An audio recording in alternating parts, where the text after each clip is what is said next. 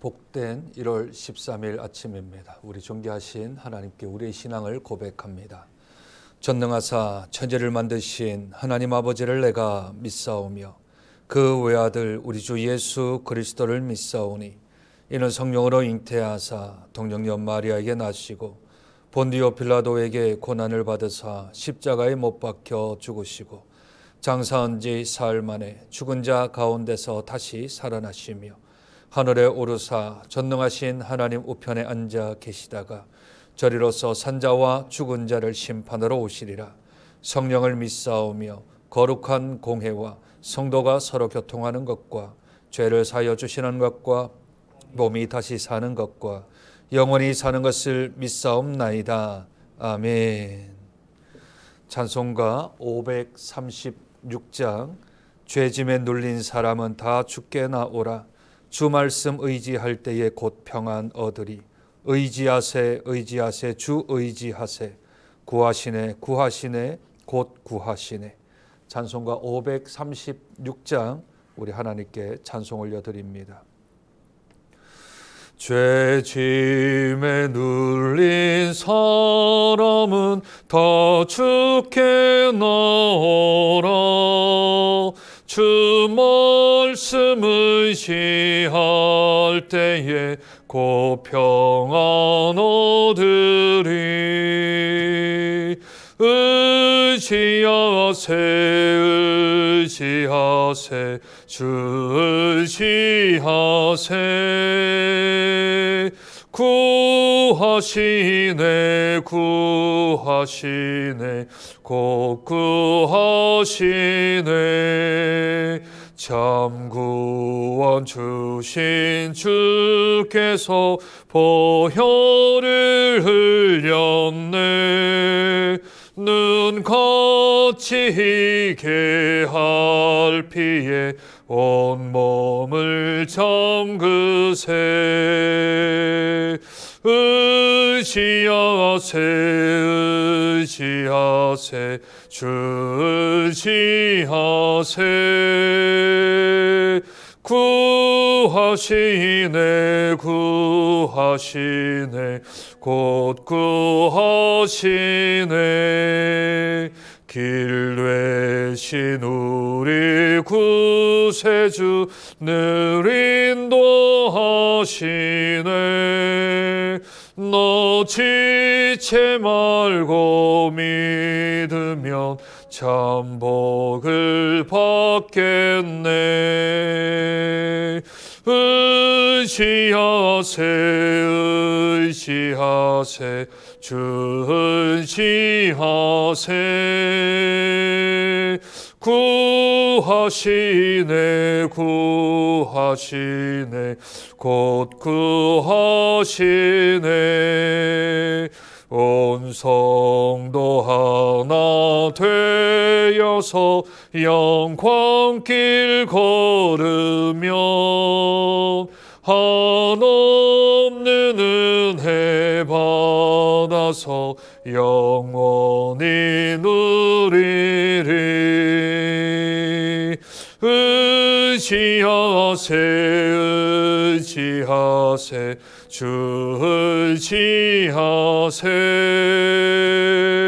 구하시네 구하시네 곧 구하시네.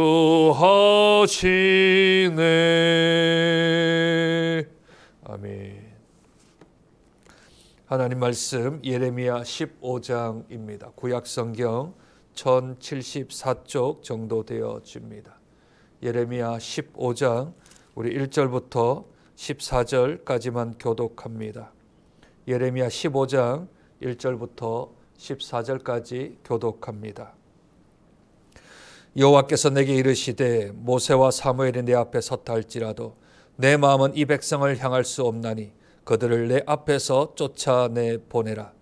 그들이 만일 내게 말하기를 우리가 어디로 나아가리요 하거든 너는 그들에게 이르기를 여호와께서 이와 같이 말씀하시니라.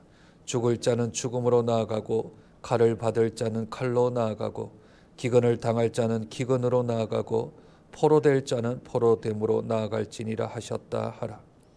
여호와의 말씀이니라. 내가 그들을 내 가지로 벌하리니 곧 죽이는 칼과 찢는 개와 삼켜버리는 공중의 새와 땅의 짐승으로 할 것이며 유다 왕 히스기야의 아들 므낫세가 예루살렘에 행한 것으로 말미암아 내가 그들을 세계 여러 민족 가운데에 흩으리라. 예루살렘아, 너를 불쌍히 여길 자 누구며 너를 위해 울 자 누구며 돌이켜 내 평안을 물을 자 누구냐. 이르시되 내가 나를 버렸고 내게서 물러갔으므로 내게로 내 손을 펴서 너를 멸하였노니 이는 내가 뜻을 돌이키기에 지쳤음이로다.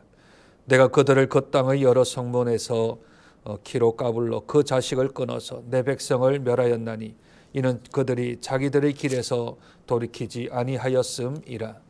그들의 과부가 내 앞에 모래바다보다 더 많아졌느니라.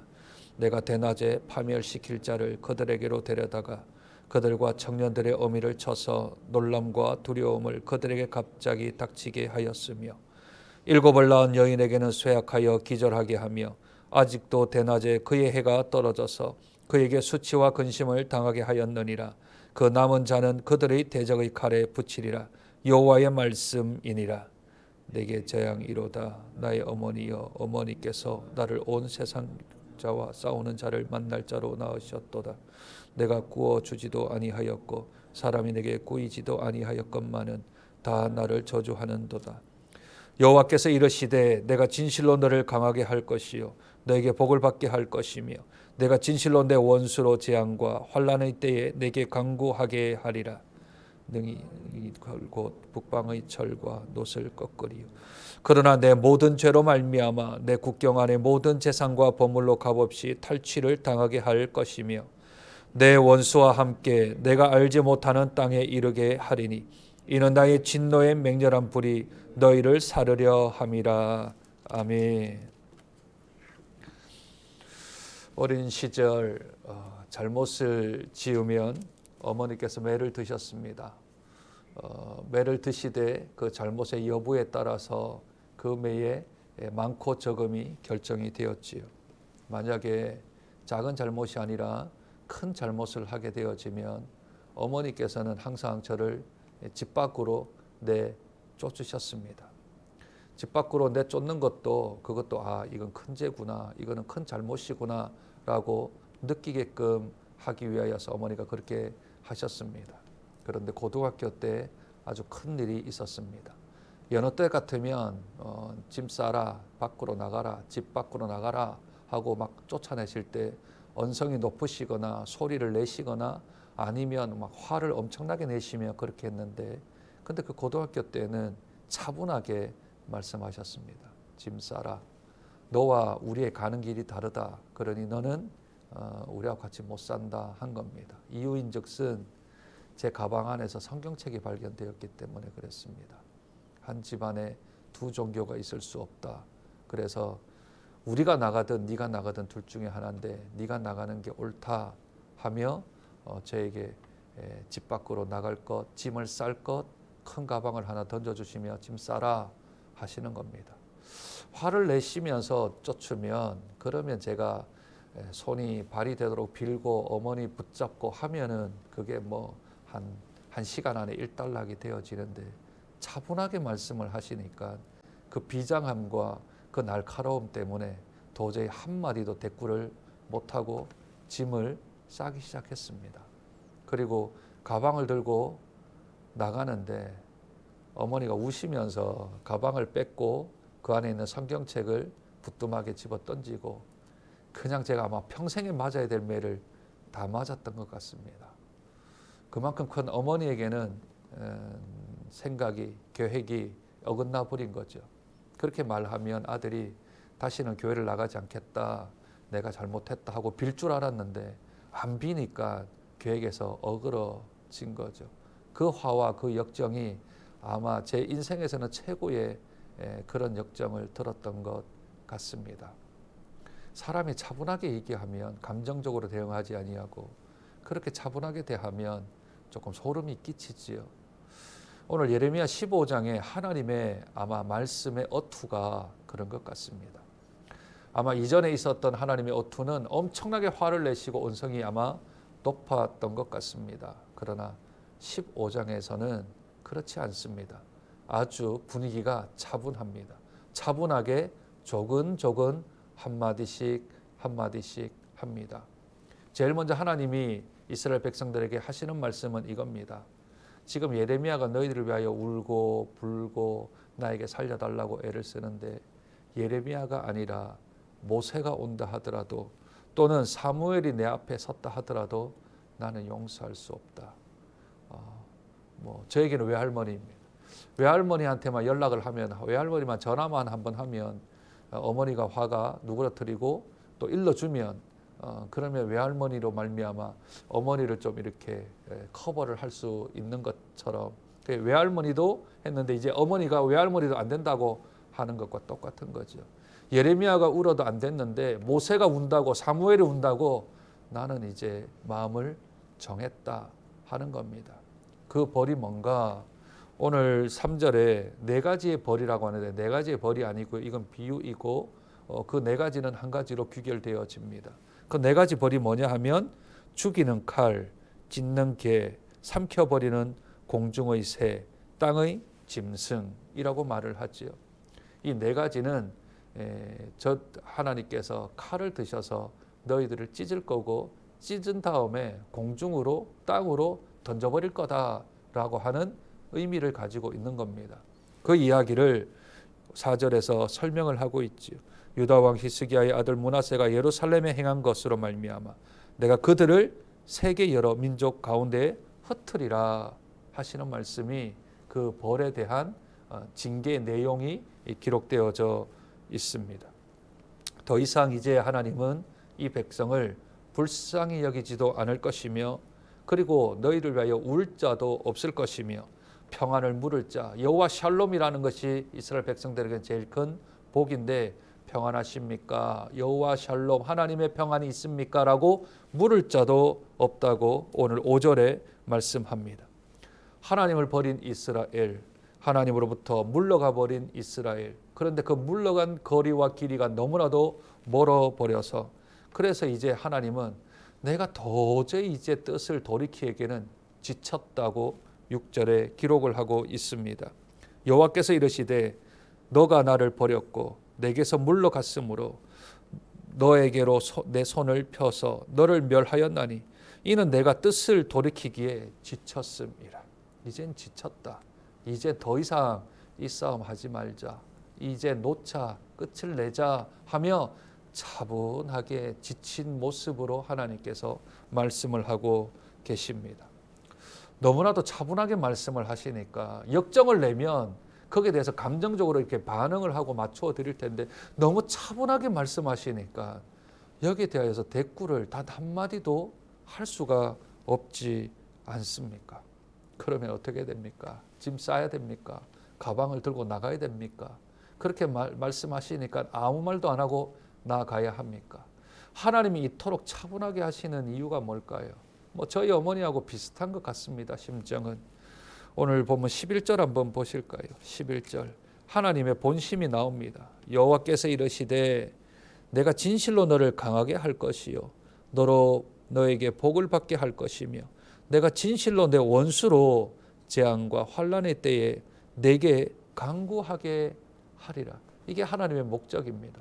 근데 지금은 아니니까 그러니 13절 14절 보면 그러나 너의 죄로 인하여서 너의 죄악으로 말미암아 이제 국경을 넘어갈 것이고 흩어질 것이고 그렇게 하나님께서 너희가 전에는 알지 못했던 그 원수들의 손에 넘기시겠다 말씀합니다.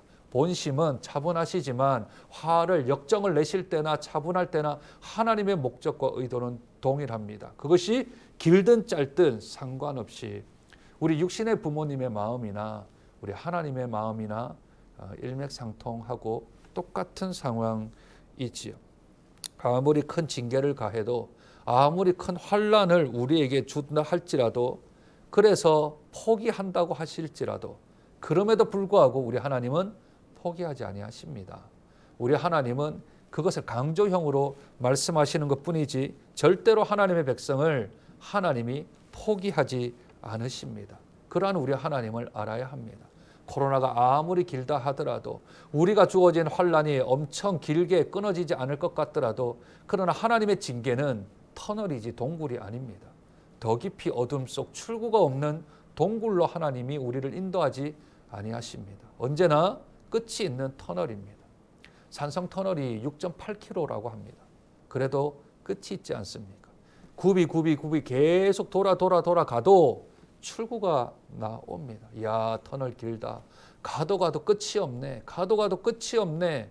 그렇다 하더라도 하나님의 징계는 터널이지 동굴이 아닙니다. 그러므로 하나님 앞에 포기하지 말고 기도해야 합니다. 우리들을 포기하는 마음조차 들 만큼 하나님이 무정하게 대하신다 하더라도, 하나님의 역사가 너무 오랫동안 지속되지 않는다 하더라도, 전혀 하나님이 우리에게 응답하시지 않는 것 같은 느낌이 들 때에도 우리 하나님 포기하지 아니하시니 우리가 포기하지 말아야 합니다. 끝까지 주님의 옷자락을 붙들고 기도해야 될 줄로 믿습니다. 그걸 예레미야가 압니다. 하나님의 심정을 누구보다도 압니다. 그러니 예레미야가 오늘 본문 15절과 16절에 기도합니다. 어떻게 기도합니까? 여기 기도에 아주 중요한 특징들이 몇 가지가 있습니다. 하나님이 응답하지 않으시겠다 할 때, 하나님 나 이제 지쳤다 할 때, 하나님이 내가 너를 이제 포기하겠다 할 때, 너희들 그냥 흩어버리고 말겠다고 할 때, 완전히 끝났다고 했을 때, 그때 할 수 있는 기도를 예레미야가 하고 있습니다. 15절부터 한번 보시지요. 주께서 아시오니 주는 나를 기억하시며 돌보시사 주의 오래 참으심으로 말미암아 나를 멸망하지 아니하게 하옵시며 주를 위하여 주의 이름으로 일컬음을 받은 자. 16절에 주의 말씀을 얻어 먹었사오니 주의 말씀은 내게 기쁨과 내 마음의 즐거움이라. 공통점을 찾으셨습니까? 그 기도의 방법을 찾으셨습니까? 주어가 다 주님입니다. 주체가 다 하나님입니다. 다 하나님으로부터 시작하여 하나님으로 진행되어집니다. 내가 아니라 하나님 제가 필요합니다. 제가 이것을 끊어주십시오가 아니라 주의 이름을 위하여 주는 나를 기억하시고 주를 깨서 주의 말씀에 대한 이야기를 하며 주님을 주체로 하는 그러한 기도를 예레미야가 하고 있습니다. 이것은 중요합니다. 왜냐하면 하나님이 행하신 일들을 하나님께 기억하도록 만들게 하는 일들입니다. 지금 현재 내 상황이 아니라 하나님이 지금까지 나에게 행하신 일들을 다시 한 번 더 상기시켜 드리고 기억시켜 드리는 거. 하나님 아시지만 제가 그걸 그렇게 알고 있다는 것을 하나님 앞에 내려놓는 거죠. 그러니 이 터널과 같은 긴 기다림, 하나님 이제는 좀 멈춰달라고 하는 게 아니라 하나님 이 길을 아시지 않습니까? 하나님께서 이 터널을 들어오게 하셨습니다. 하나님이 이 터널을 지금 건너가게 하고 계십니다. 이 터널로 오기 위하여서 하나님이 독생자를 저를 위하여 죽이셨습니다. 하나님 말씀하셨지 않습니까? 너를 택겠다고, 내가 너를 책임지겠다고, 너의 자녀라고 하나님 말씀하셨지 않습니까? 하며 그의 모든 기도가 다 주님이 주체가 되어야 합니다. 주님이 주어가 되어야 합니다. 하나님이 이것을 다 다스리고 있다는 것을 고백해야 합니다. 그것은 하나님을 주님으로 인정하는 계기가 되어지는 것이지요. 그때 하나님이 어떻게 응답하십니까? 오늘 19절 여호와께서 이와 같이 말씀하시되 내가 만일 돌아오면, 하나님이 또 그렇게 기도했더니 너가 만일 다시 돌아오면 이라는 조건부를 또 붙이지 않습니까? 왜냐하면 주님이 주체가 되어지는 기도를 하니, 그러면 네가 나를 주인으로 알면 다시 돌아오면 어떻게 해요? 내가 너를 다시 이끌어 내 앞에 세울 것이며 내가 만일 헛된 일을 버리고 귀한 것을 말한다면 나는 너의 입이 될 것이라. 그들은 내게로 돌아온다라고 하시며 하나님이 다시금 기회를 주시는 것을 보게 되어집니다. 우리의 인생을 주님 앞에 고백할 때 내가 주체가 아니라 하나님이 주체가 되도록, 내 기도 안에 내가 주어가 되는 것이 아니라 하나님이 주어가 되도록, 하나님이 포기했다, 지쳤다, 이제 끝이다, 끝났다 하며 차분히 말씀하시며 응답하지 아니하시며 너무 멀리 계신 것 같은 그때에도 우리가 포기하지 말고 주님의 이름 붙들고 주님의 사역 붙들고 나아가면 우리 주님께서 우리에게로 다시 돌이켜 주실 줄로 믿습니다. 이 아침에 주님 앞에 기도함으로 포기하지 말고 끊어지지 말고 주님 앞에 기도하여서 하나님이 다시금 우리에게 기회를 주실 수 있도록 하나님이 역사하시도록 우리의 기도의 끈을 붙들고 나아가는 저와 여러분 되시길 주님의 이름으로 축복드립니다. 하나님 아버지, 부모의 마음이나 우리 하나님의 심정이나 하나님께서 일반이다 오늘 예레미야 15장의 말씀을 통하여 우리에게 말씀하십니다. 이제는 정말 끝난 것 같고 이제는 완전히 무너진 것 같고 이제는 완전히 파괴되어진 것 같은 느낌이 들 때라도 그럼에도 불구하고 하나님이 우리에게 포기하지 말라 하십니다. 우리에게 더 이상 하나님을 이제 떠나려고 하는 그런 마음을 먹지 말라 합니다. 아무리 멀리 갔다 하더라도 다시 돌아오라 하십니다. 다시 너희들의 마음이 나에게로 돌아오면 내가 너를 세울 거다. 너가 나를 위한 삶을 살기만 한다면 다시 내가 너에게로 돌아갈 것이다 말씀하시는 우리 주님의 심정을 10분 저희들이 이해할 수 있도록 주께서 은혜를 더하여 주옵소서. 기도하게 하시되 기도의 주체가 우리가 아니라 하나님이 되게 하시고 하나님을 찾고 하나님을 부르짖고 하나님의 귀한 응답이 있을 수 있는 포기하지 아니한 기도의 끈이 되어질 수 있도록 저들을 하나님께서 은혜 가운데 붙들어 주시옵소서. 하나님, 하나님의 참된 마음, 참된 심정을 저희들이 헤아려 드려 저희들도 포기하지 않게 하시고 끝까지 승리할 수 있도록 은혜를 더하여 주시옵소서. 인내와 오래 참음으로 버티게 하여 주시고 때를 기다리면 하나님께서 그 때가 찰 때 주께서 우리에게 은혜를 베풀어 주실 줄로 믿습니다. 그 역사를 바라보며 오늘도 승리하는 삶을 살아갈 수 있도록 주께서 은혜 더하여 주옵소서. 존귀하신 예수님 이름으로 기도드립니다. 아멘.